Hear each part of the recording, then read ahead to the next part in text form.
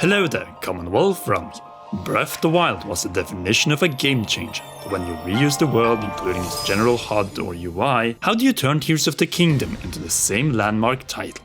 Combine. And that is what Tears of the Kingdom's new gameplay boils down to. Have the surface and combine it with the sky and underground, which covers the Zelda requirement of courage or exploration.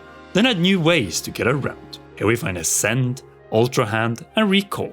But what about the other two main criteria to Zelda? Well, Recall, Ultra Hand and Ascend all cover the wisdom of puzzles, which leaves us with the power of combat/battles. And it is represented by the new ability Fuse, the true game changer that will spawn Tears of the Kingdom rather than Breath of the Wild clones. So be sure to leave a like, subscribe and press the notification bell as we're going for 2023 likes. And now, let's dive deeper into the fusion of nearly everything we collect. 3D Zelda has always been about weapons, shields and bows, but also collectibles. However, outside of Skyward Sword, these were never properly combined in any meaningful form, or if you prefer, crafting. Breath of the Wild had upgrades for apparel, but nothing for its gear, which was weaker than ever. Hence, to address the weapon durability, but also the I will never use these collectibles issue, the Zelda team combined the two into one answer. Zonai Fuse, or the classic Pen Pineapple Apple Pen solution, which doesn't make sense until you stick it to your current weapon. Hence, transforming its attributes, strength, reach, and most of all, durability. It shouldn't work, but it does, and is far more important than any of the other new powers, since it is something in our inventory, not vehicle, rock, or surface we abandon. Instead, it stays with us as we move on, and with it, completely transform the approach to loot and treasure in this game. The more likely it is also a major shift for the entire gaming industry. Taking a nearly broken tree branch and sticking it to a effing rock is so dumb that it is genius. You kill two birds with one stone. That is if you can hit them. So what do you use then? A third eye that can home in and then target and strike it down. The Zelda team has just redefined what is a tool of destruction and what is not, and said both. And it actually makes far more sense than you would think. Just look at how many collectibles there were in Breath of the Wild, and with Tears of the Kingdom adding far more of them, we open our own third eye and awaken to the fact that the possibilities are infinite. Everyone will have different weapons, as the ones in our hands that were about to break now become entirely new weapons. Even defensive gear like shields can be turned into flamethrowers. All thanks to the loot drop from this particular Zonai Soldier construct, or in the Japanese original, Soldier Golem. Anyway, we didn't see this two-weapon, tear-tree-eyed automaton in the gameplay or any of the trailers, but art piece.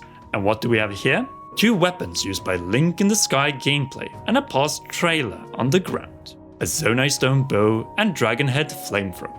Only what was said flamethrower fused to? The Traveler Shield, a defensive tool turned offensive, and that is the big gimmick of this ability. Fuse, redefine, and transform. Just like the Zelda team are doing with the game itself, we will do with our weapons, by fusing them together with former consumables and materials. What we saw at the end of March was an introduction to both creating new weapons or tools, but also never complaining about weapon durability again.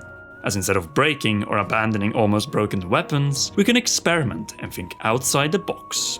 Or if the new smoke from the stables comes from blacksmiths, repair them, all to overcome the forces of red malice and green spiritual soldier constructs/golems, even when faced by the greatest hurdle, durability. Not only that, this stands apart from any of the runes the Sheikah offered, powers that only had a temporary effect and didn't stay with us after being deactivated. Minus proximity bombs, but that was only one type of weapon. Fuse, however, is endless, semi-permanent, and with it also solves a different issue that could only be solved with Korok seeds in Breath of the Wild. Inventory space, since 1 + 1 = 1 when fused in Tears of the Kingdom, or at least for swords or shields, fixing the problem of I cannot take this weapon with me as my inventory is full once and for all. Bows, however, work differently, but why?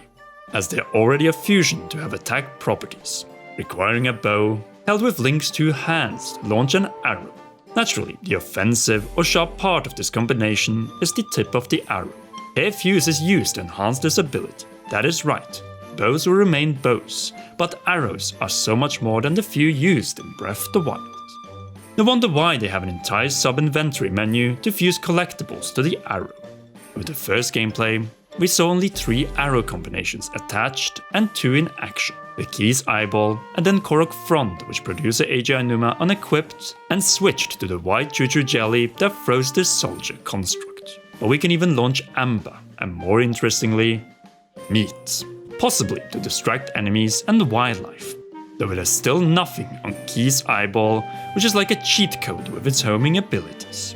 And monster parts appear to be very valuable in the fusion or creation of new weapons, especially now that nearly all of them and the soldier constructs have sharp parts attached to their headpieces, or even heads. The perfect parts to create weapons and shields of different classes and attributes. Dead meat? No problem, just attach it to the Master Sword and now you have Master Meat. Terrible puns aside, our imagination is the limit, since the sky is no limit in Tears of the Kingdom. And it is more key than ever to use as seen with the Key's Eyeball. The same abilities apply in all 3 layers, and that is exactly what makes this game stand out. In every little detail of this game, we see gameplay innovation from the Zelda team, headed by producer AJ Aonuma and director Hidemaru Fujibayashi. They simply do the most with what they have available, and that is probably also where the fuse abilities surfaced from their genius brains.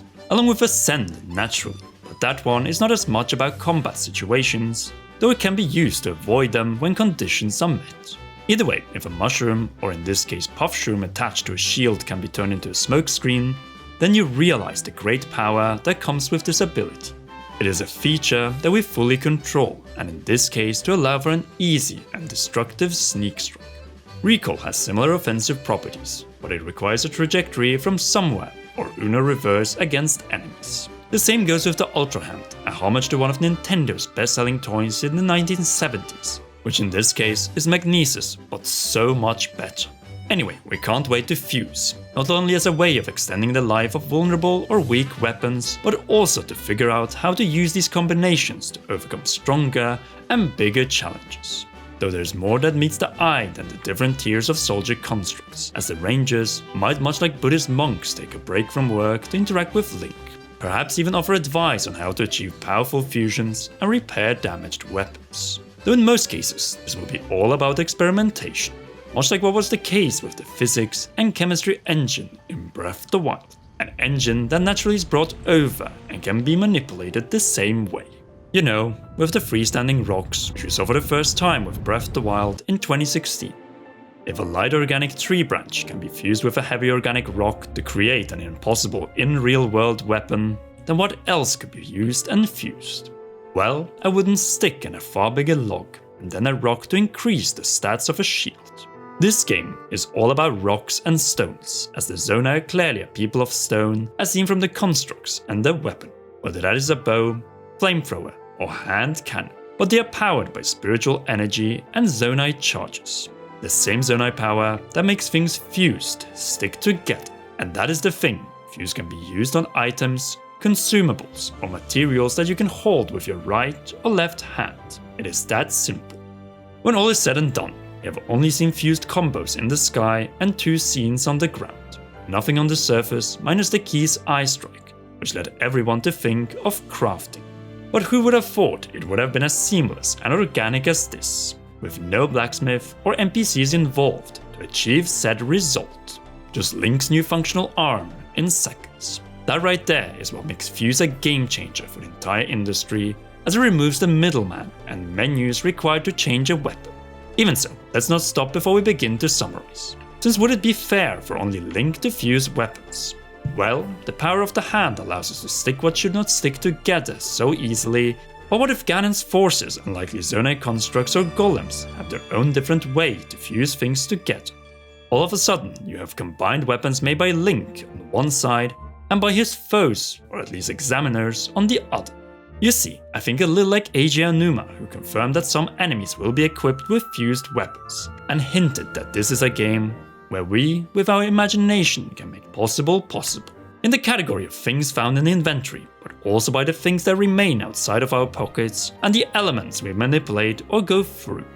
The problem of weapon durability and item inventory limits have been addressed with one single mechanic that opens so many more possibilities. And even then, it represents barely 1 of 4, perhaps even more powers of the hand that will allow us to master the 3 organic layers. Or at least survive for longer, as no doubt the difficulty has been adapted to match said possibilities.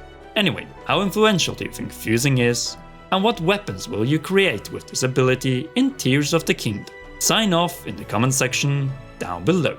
If you haven't already, then be sure to leave a like, subscribe and press the notification bell to not miss any upcoming Tears of the Kingdom videos in the final days to the release, and then so much more after. Last but not least, a big thanks goes to you for watching until the end, and to all our patreon.com/CommonROM patrons, and in particular our royal producer Charles Shash. You rock, and please enjoy one or both of these 2 awesome videos.